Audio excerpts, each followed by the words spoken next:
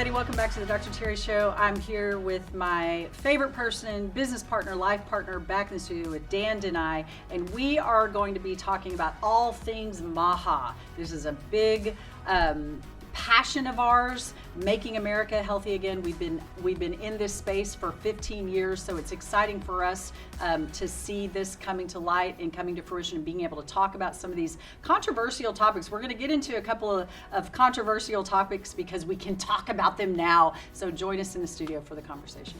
Hi. Good day, good morning, good afternoon. Dan's, you're my favorite guest. Well, I should be. I'm your favorite person. That's true. I think. I hope. Well, Depends on the day. Depends on the day? Yeah. All right. Most days. Okay. I like to be your favorite. You're happy all the time, and it makes me happy. I like to sing to you first thing in the morning. I have some good video footage of that. Yes. So What are we talking about today? I want to talk about the fact that most everybody that listens knows we have a health and wellness training company. You're way better at the elevator pitch than I am. And this is our world, disease prevention, started with this foundational hormone optimization that's really grown. And we have our biggest training yet. We train doctors. They come in from all over the country, for those of you that don't know. We have close to 500 people this time. Last month it was about that. The month before, it just keeps getting more and more, and it's fascinating. There's a direct correlation to this MAHA movement. I've talked a little bit about the MAHA movement and MAHA moms, and so you're a business guy, and you have a really great opening monologue at our trainings where you really kind of set the stage of why we're here. And I kind of want to just delve a little bit into that because now it's okay for us to talk about this stuff. Yeah, that's kind of interesting because I think this is last time we chatted. I don't believe that the election had happened. I think since then RFK has been nominated and it has been placed as the HHS secretary. Just last week or maybe earlier this week, Marty McCary is now the commissioner, the FDA commissioner. Yeah. Those two are very friendly to what we're doing with, obviously, RFK with the MAHA mindset, make America healthy again. What's interesting to me on that is that anyone would oppose that. Yeah, it's like, why you can't look at the statistics of healthcare in America. The statistic is straight up. Yeah. We spend more money now, $4.2 trillion. More than any other country. More than any other country a year on healthcare, and we are unhealthy. We are more sick. We are sicker than ever. We're ranked last, and we don't live as long. It's terrible. Yeah, but I guess it's just people don't like change, and what I coach our teams on constantly is the only thing that is constant in the universe is change. Yep. Now, change is constant, growth is optional. That's right. So you can grow from it, and so I'd encourage a lot of our listeners to just kind of think through that a little bit and really realize that growth means change. Change means growth in a lot of different ways. So you don't want to be stagnant. You want to be stuck when you get in that situation and that mindset, whether it be just in your personal life, whether it be in health, whether it be in relationships. It's not a good place to be. Right. It doesn't have to be that I'm going and competing in fitness contests every weekend, but just move your body. That's get off the couch. Yeah, there's I'd done a show previously just about some pathways that we can actually make America healthy again. And one of the things that I was kind of breaking down an article that I found, and one of the things that the guy said is we've got to stop politicizing health. Yeah. That's the biggest thing. It's like, let's not make this a political agenda. This is a people agenda. It shouldn't be about politics, although it's always going to be made about politics. I think, and again, don't get me on a political rant, but it's almost like we want to, we're so conditioned, the media has conditioned the American public to, if one side is saying this, even though it's right and even though it's good and even though it's factual, the other side is going to oppose it for whatever reason. And I say it all the time when in my opening monologue with all of our physicians is health should not be a blue or red issue. Right. Yeah. This should be like common sense. And when you look at the other thing that I mention a lot of times is you cannot fix a problem with the same thinking that created the problem in the first place. And that's what we're trying to do. And that's what I think a lot of time, that's what I think the healthcare system is trying to do. I think that's what politics is trying to do. It's just, and it gets frustrating, but what's fun and what's interesting for what we're doing with Avexius Health Solutions is we are getting to the root cause of the problems, and we are speaking to those, and we are solving for those. Right. So we're thinking differently on these topics that are going to have long-lasting effects. Well, let's break down some things that that you talk about, and that I've even talked about in that. What's so fun about what's happening right now in our country is, and honestly globally, although we've been the worst with censorship about truth about health, really probably since 2020, since COVID, but maybe even before that. And that tide is kind of turning. But when we're breaking down what we used to think of as, oh, that's just a conspiracy theory, and statins aren't causing this, and the food isn't causing that, and seed oils aren't that bad, and all that kind of stuff, we're getting all this opposition. And I was saying previously, you can't argue with data. Mm-hmm. I mean, how can you argue with the studies that are showing that Alzheimer's disease rates are rising? It's considered type 3 diabetes. It all breaks down to, it's such a mess. So we've got big ag, big pharma, food industry, all of it. Talk a little bit about kind of what I think what has been considered maybe conspiracy theories that now we're actually proving up that does need to change, and why you see a Democrat like RFK Jr. coming into a Trump administration to help make that change, because these things are really happening. Casey and Callie Means are bringing it to the forefront, all of that. Well, what comes to my mind when you say that is just the fact that knowledge is power. Yeah. And the more information and that is coming out, again, you just said it, you can't argue with statistics. Right. I say that to people all the time. People lie, facts and figures don't. Yeah. When I should say people lie, the numbers don't. And lie. So when you look at the numbers of, look back in the 1980s when you and I were growing up, eggs were bad for you. Yeah. You shouldn't eat eggs, and you shouldn't eat, red meat, and all of these different things. Butter, and don't eat butter. Now, as time goes by, we figured out, actually, that is pretty good. And we're putting beef tallow on our face. We've been eating this stuff for quite some time, and turns out humanity's been around for a long time. But I do want to comment on a couple of things that you said earlier, which is statins. I love the stuff that you talk about statins. And those of you that are listening, if you're on a statin, you should really honestly, and don't take this from me because I'm not a physician, but we train physicians and all of our medical faculty agrees with me on this, who are MDs, DOs, MPs, is that statins are not good. Statins are not, we have statistics on what they have proven, and what is interesting is that the first statin was prescribed in 1987. Mm-hmm. 1987.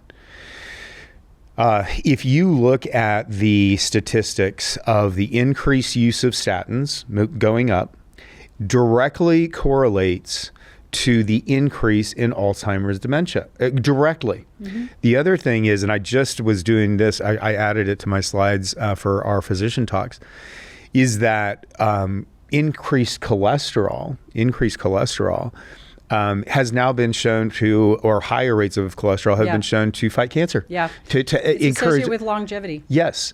And so we have been pushing down cholesterol. Oh, by the way, I wanted to mention the reason why Alzheimer's dementia, why would that have a correlation? Well, because your brain, the main substance that your brain volume is made of is cholesterol. Yeah. Which comes from healthy fats. things. But we're going to give statins to try to push that number down. Right. It is completely counterintuitive. It is completely backwards to what is actually happening. And guess what? We now see it in the numbers that it actually happens to be true.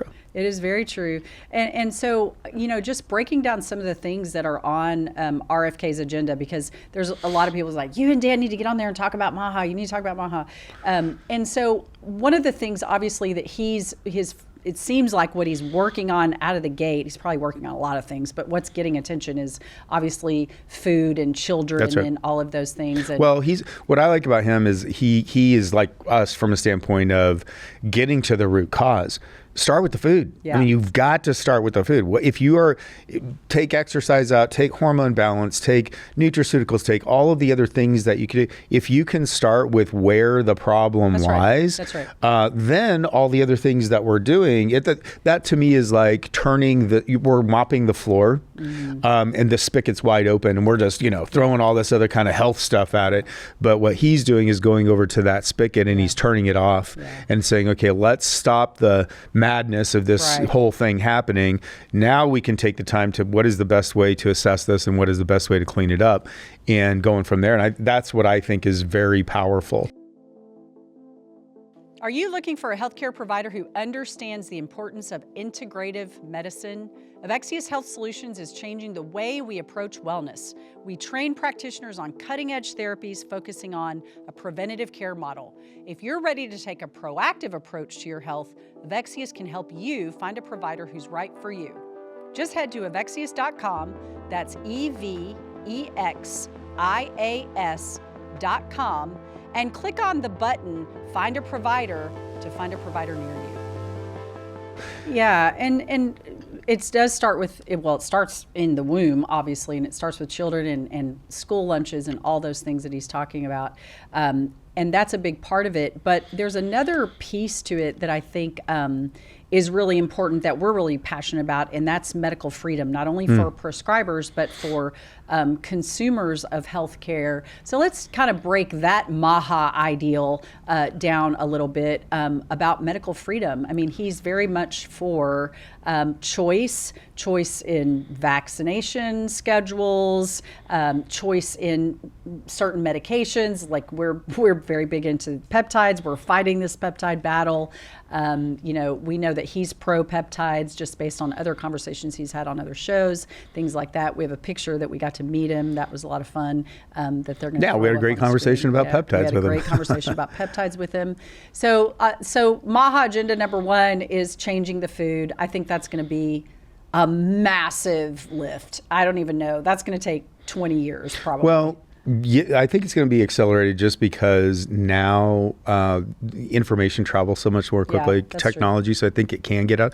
And I will also say this, as much as there's a capitalistic idea to the way things have been, there is also increasing the capitalistic approach to change, right? So now you see these, I don't know who it was, Steak and Shake is now doing their fries with beef tallow.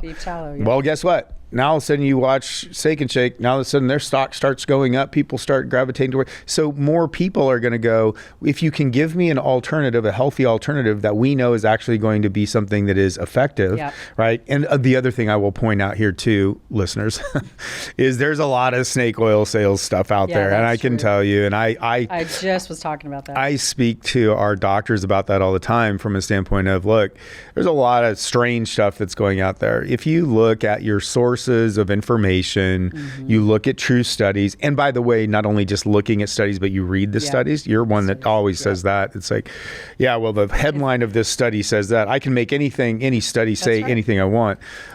This one says this, but if you actually read the study, I mean, that was, strokes, testosterone caused strokes in males. Remember when that whole thing came out and the VA did a study and all, but actually that was the headline. But when you read down through it, it actually was not true at all. It was preventative. So you got to be careful about that. And we live in the real, quick, the IG real world, right? Where it's Well, they said it in 22 seconds, and so that must be true, and that's the headline. And so I saw it, and so now I believe it. And I would caution, our listeners to.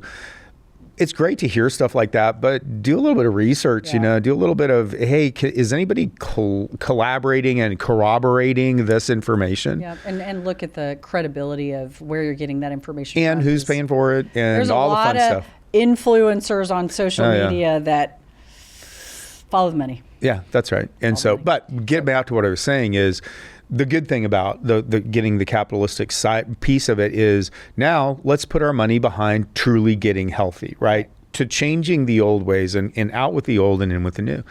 Our country turns 250 years old this year. Which is a baby country. Yes, it's so young compared to Italy, France, all the European European countries.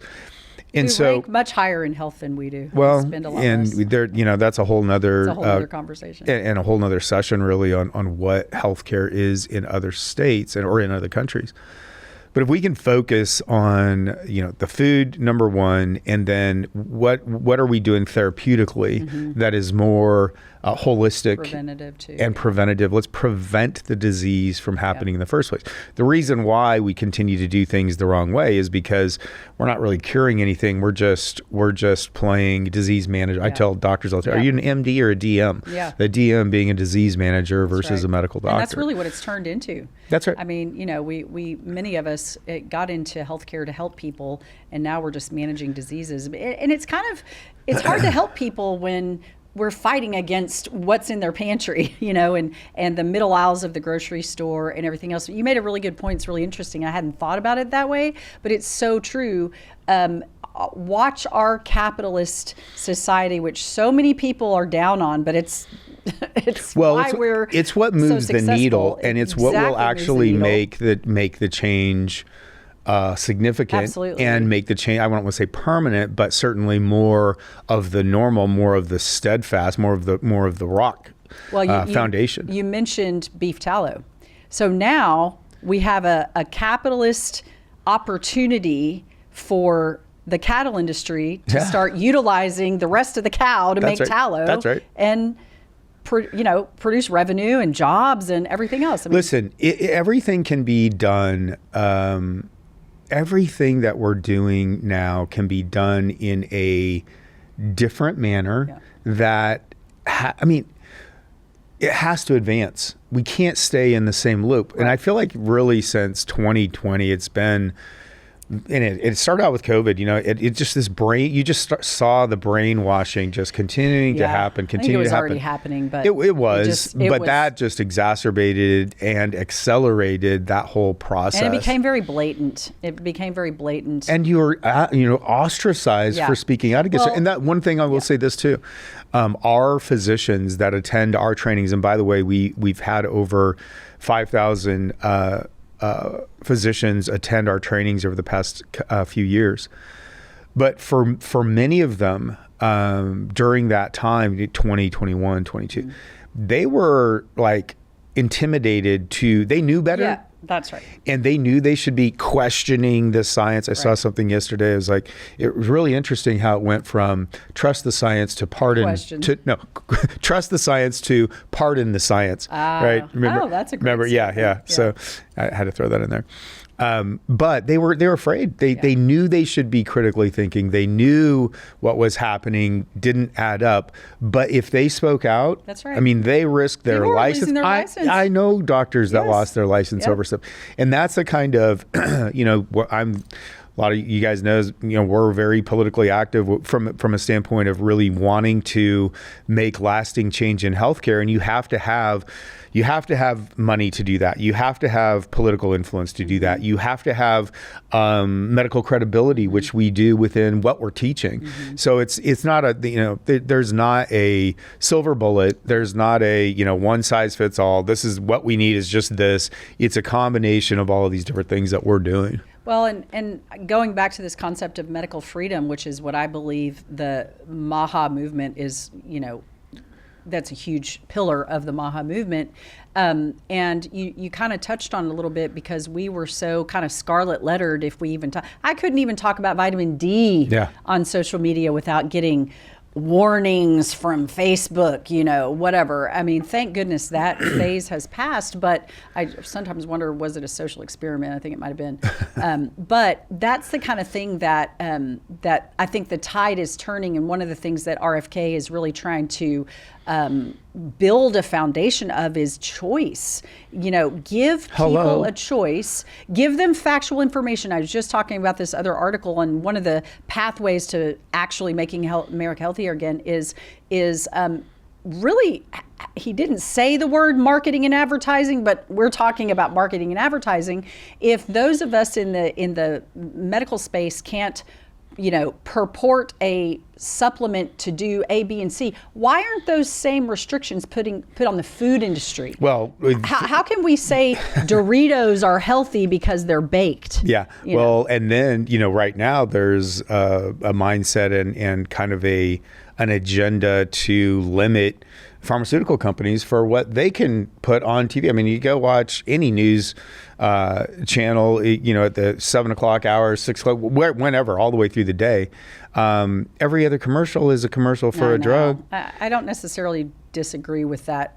That we're the only country that does commercials for drugs. Well, I know that's what I'm saying is they're trying to, RFK, one of RFK's thoughts is quit advertising this crap. 100%. Quit telling your doctor that you need to go in for blah, blah, blah medication because you saw it on TV last night. Yeah, yeah, exactly. And then this gets to another piece of really what Avexius is all about is a lot of doctors, they don't know. They're trained by a medical community and medical school system that is funded and many times supported financially by a pharmaceutical. Well, what do you think they're going to teach them? Exactly. And so it's just that I will say this, I have the deepest amount of respect and admiration for our practitioners that are willing to take off the blinders and really have a hard conversation and go, what we're doing and what we have been doing over the last 60 years, we now see the result of a sicker,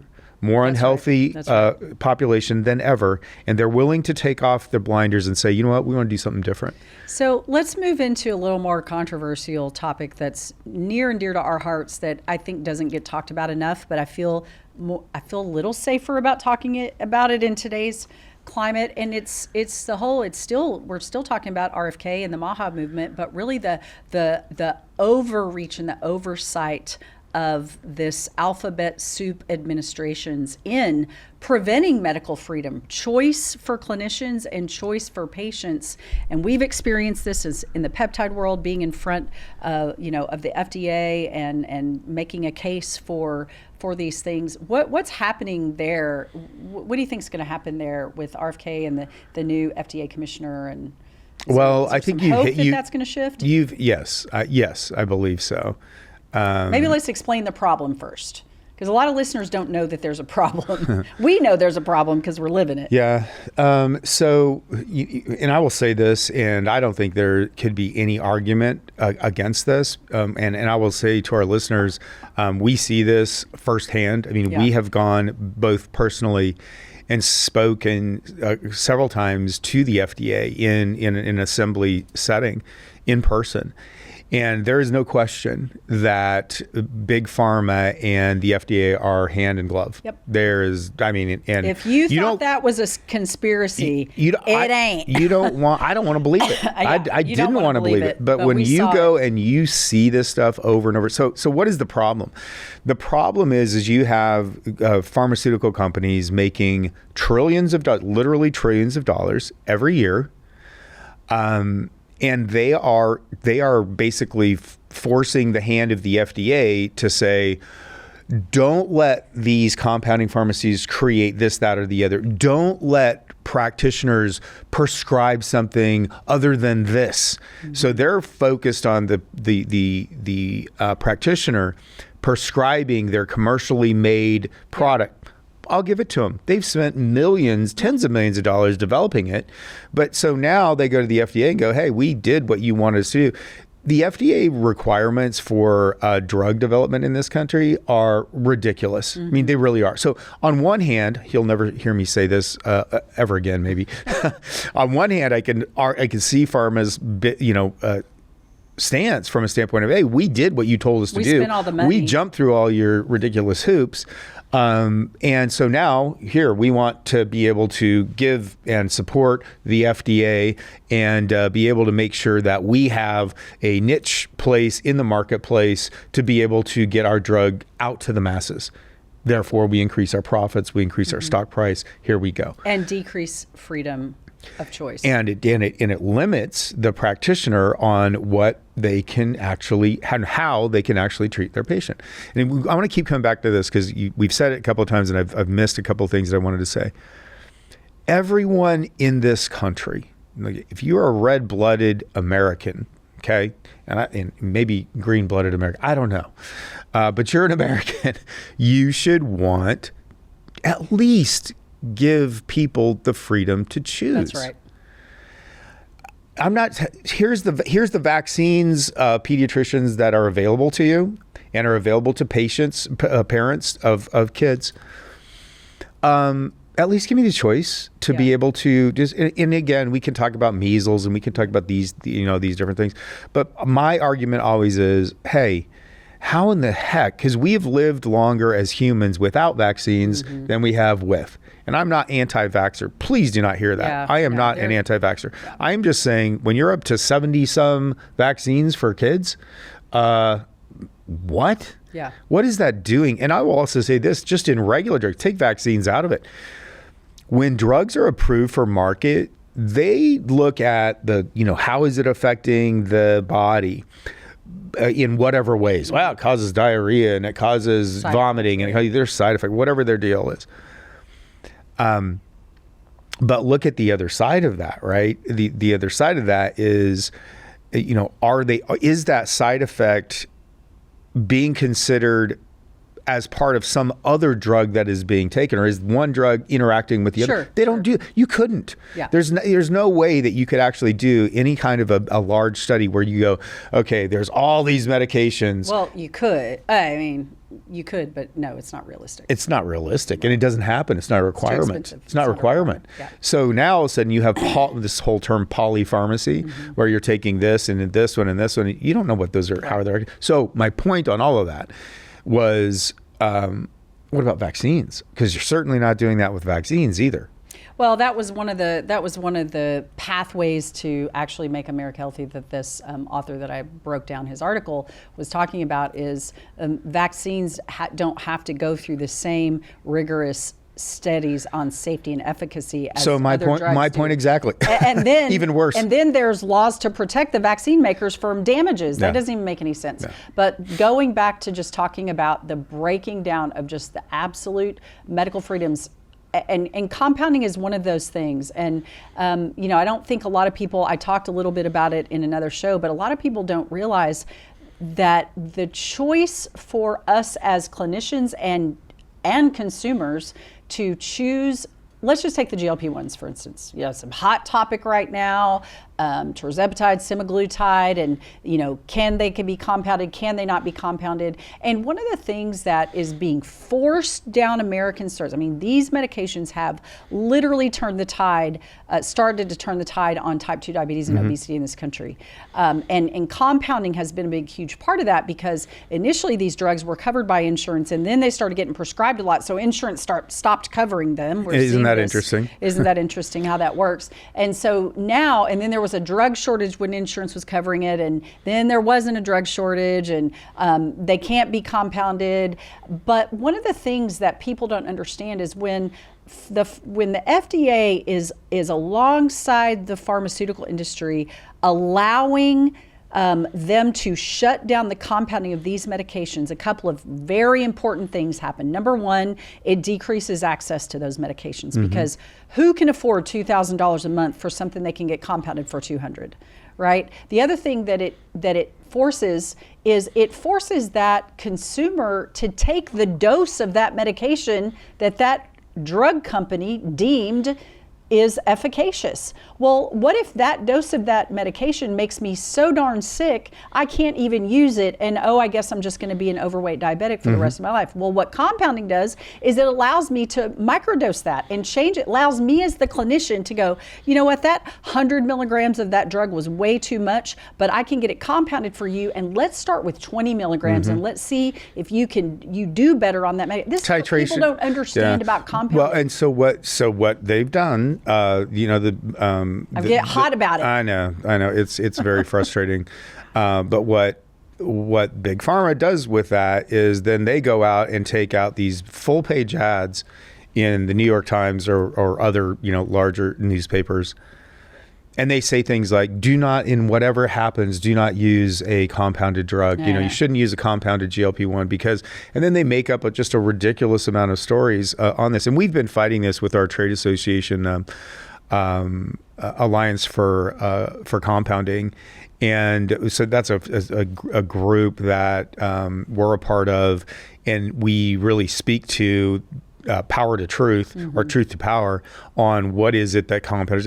There is I would almost say there is more regulation and more requirements around compounding than there is around Big Pharma. Big Pharma laughs at FDA when they come in and inspect them. We don't. Yeah. We make sure that we have our T's crossed and our I's dotted to make sure that we are doing everything, not just to what they're saying, we're doing it above. Yeah. And that's and so of course Big Pharma wants to say, oh, compounders, they don't use the right techniques, or they're not. We use the same or sterile, better techniques than pharma does, and get our raw materials from the same places. Yeah. Again, these are all big topics that you could really go down a rabbit hole on. Yeah. Suffice it to say for the audience and for the listeners today, really kind of what we wanted to kind of bring it home with is that there is a change afoot in medicine, and it's fun and it is exciting and it is good for people's health. The choice needs to be made for the patient and the practitioner to be able to say, we know what it's looked like so far. We know where we are today as far as our healthcare is concerned, and it's not working. Yep. Please allow us to have the choice to look at some different alternatives that will really make me healthy again. Right, and medical boards and pharmacy boards, and there's all kinds of things happening in that world. That is, if a clinician is using evidence-based medicine, I mean, we're the ones who are trained to assess, diagnose, treat, and work out with that patient what's the best alternative. And our choices for that are getting more and more limited as clinicians, the more overreach and oversight. My biggest complaint about most of the regulatory bodies and who sits on them is those people, whether it's a nursing board, whether it's a medical board, whether it's a pharmacy board, those folks, many of them, they have not seen a patient in decades. The pharmacy boards, those people have not worked in a compounding pharmacy or in pharmacy for decades. They just get mired in the regulations. They're living in their bureaucratic rule making process. Do you think there's an agenda? Like I'm gonna kind of push. I'm keeping pushing some because I feel like we can finally talk about it now that it's 2025 and we have a new administration. But we talked about like the Canadian healthcare system and some of these other socialized healthcare systems where we see this starting. We've been seeing this in the insurance world happening to clinicians in our country for a long time, where you've got an insurance person telling me as the provider that what I'm ordering as a diagnostic test on my patient isn't appropriate and not necessary, and we're not going to pay for That's been happening. Who are you? This person didn't even have barely a high school diploma GED. You're going to tell me what a clinician to order? Well, I spent 17 years in the health insurance industry. I know, on the other side of the coin. I know what goes on with pre-approvals and pre-certification and all this kind of stuff. And many of those, they're trained. The first claim is to always deny it. Deny. And again, good Lord, we could go down another rabbit hole with insurance, and we're just teeing up topics. We are. We could, in this, I guess we can do 100 episodes on all this kind of stuff if people are interested. What's broken in the healthcare system? Let it. So let's end on a good note. The good news is... Well, wait, we didn't answer this question. Okay, go ahead. Do you think we were, this is a rhetorical question because I know the answer, I just want to talk about it. But if this shift towards MAHA and medical freedoms and working on the health of our country and bringing the truth to light about the statistics of disease and health of our citizens, if this trajectory hadn't have shifted, we would be moving more and more into a socialized medical society. Actually, we're pretty close to it right now. Yeah. We're pretty close to it right now. And because people think nothing is free. And people think, oh, well, if the government's going to pay for my health care, then that's great. That's how it should be. But then look at what happens in some of these countries where that happens. You die waiting on even just getting an MRI or some sort of treatment for your cancer. Yeah, no, there is no free health care. And that's what I think is kind of funny when you hear people, even in our family, that we've heard, well, it's free. Well, it's free isn't always good. Yep. Just because it's free and it doesn't really help you, I had then a who family cares? member that experienced free health care laying down on her back for 2 years because she couldn't get the $500 treatment. She had to wait for a doctor that took that insurance to be able to fit her in. And that's what we would be moving towards. Not only not having a freedom in a choice, but having to wait for that. So you don't have a choice and you got to wait to not have a choice, and it actually doesn't fix you. Right. It's broken upon broken upon broken. And, so I guess just to say that, yes, I agree 100% with what you're saying, and it's frustrating. And I will even say this, and this is probably pretty controversial, but it seems to me that nowadays the insurance companies are willing to pay for things that either really we know don't work, right, and or they are feeding into the industry, right? Absolutely. The cancer industry. Well, we'll pay for that. We'll pay for chemotherapy, right? But we're certainly not going to pay for doing any hormone optimization that could actually prevent you from getting cancer in the first place. Right. Really weird to me. And I'm like, well, if the insurance companies would really just step back from it and see if they would actually pay for this, they wouldn't have these exorbitant, bills for chemotherapy. Right. But that's not good for the chemotherapy in the cancer industry. So, again, it's the circular thing. I say I want to give people hope. Statement all the time. We don't really want a cure for cancer in this country. It's too profitable. We don't want a cure for obesity. That's why there's so much push against the MAHA movement, really and truly, is because it's money. profitable. Disease is profitable, and that's the bottom line. So really, what I want everybody to take away is we have to be intelligent consumers of medicine, of food, of all of those things. We have to really understand getting the information from the right person. And I tell patients that come in to see me all the time in my office is, if you are working with a clinician and in your gut you don't feel like what they're telling you is right, follow your gut. Yeah. Find a clinician that's going to listen to you and work through, and not just prescribe a medication for this problem and that problem, and really help you get to the root cause. But really what I want everybody to understand, because we can safely talk about it now, is there is a problem in this country with our health. There's a big problem with oversight and overreach. There's a big problem with money, follow the money, with the pharmaceutical industry feeding the food industry creating diseases that the pharma industry can create a treatment for. Casey and Callie Means were talking about, Monsanto being bought by Bayer. The number one disease that glyphosate causes is some sort of lymphoid leukemia, I believe. I can't remember what it was. But Bayer has a chemotherapy medicine to treat that thing. So you've got one company that owns the cause and owns the cure, if you will. That's a problem. And people need to understand this is really happening. Ask questions. I had another patient, I got to tell another story. She had breast cancer. She was sitting with her oncologist breast surgeon, and the breast surgeon said, okay, this is what's happening next. We're going to do a double mastectomy, and we're going to do this, and then you need to start radiation and chemo. And she point blank sat and asked that doctor, she said, I want you to take your doctor hat off right now, and I want you to talk to me like I'm your sister or your mother. And I want you to tell me, would you give me the same advice? And she stopped, and for about 30 seconds, and she looked at her and she said, I would not. Correct. Right. That is the most honest statement from a clinician ever. And the patient didn't chastise her or shame her for it. She said, thank you for telling me the truth. Now I'm going to go seek some alternative therapies. And this woman had metastatic stage 4 breast cancer, and to this day, a decade later, is still alive and well because she had the choice. She was smart enough to ask questions, and thankfully she had a clinician that was going to tell her the truth. And so ending it on a high note, let's be smart consumers and let's continue these conversations because I know we scratched the surface. Is there anything else you want to say about this MAHA movement and what other things, just to end on a high note, you keep wanting to do that? Well, I want people to know that not only are there options and alternatives for them currently, that we're going to continue to grow that footprint. We're going to continue to train practitioners that are hungry for this information. They're hungry to truly help people. And they truly are, they're patient, they're caregivers, they're people that care. And just know that, I mean, that's what our company is all about.